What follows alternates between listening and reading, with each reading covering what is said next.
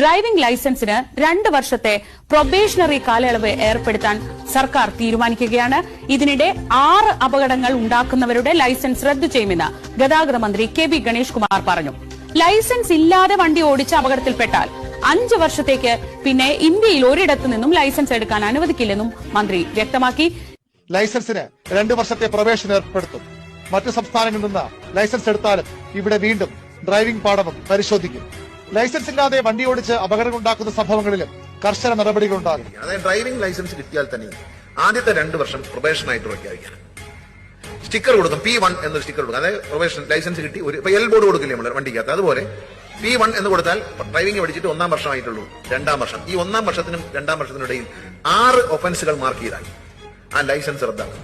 നാട്ടിൽ പോയി ലൈസൻസ് എടുക്കാൻ നമ്മൾ ഇവരല്ല ഇന്ത്യയിൽ എവിടെ നിന്നും എടുക്കാം. പക്ഷെ കേരളത്തിലോട്ട് അഡ്രസ് ഇല്ലാത്ത അവിടുത്തെ അഡ്രസ് വെച്ച് ഇവിടെ വന്ന് വണ്ടി ഓടിച്ചാൽ ഡ്രൈവറെ ഞങ്ങളൊന്ന് ടെസ്റ്റ് ചെയ്യും. അതിനുള്ള അവകാശം നിയമത്തിൽ പറഞ്ഞു.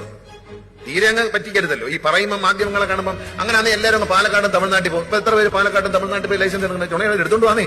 എടുത്തോണ്ട് വരുമ്പോൾ വേറെ കുഴപ്പമൊന്നും ഞങ്ങൾക്ക് ഒരു പരാതിയില്ല. ഒന്നുകൂടി ഓടിച്ച് കാണിച്ചാൽ മതി. RTO എടുത്ത് വരണം. അപ്പൊ MP എടുത്ത് പോയാൽ പോരാ, RTO എടുത്ത് വന്നിട്ട് ഒന്നുകൂടി ഓടിച്ച് കാണിച്ചിട്ട് ലൈസൻസുമായിട്ട് നടക്കാം.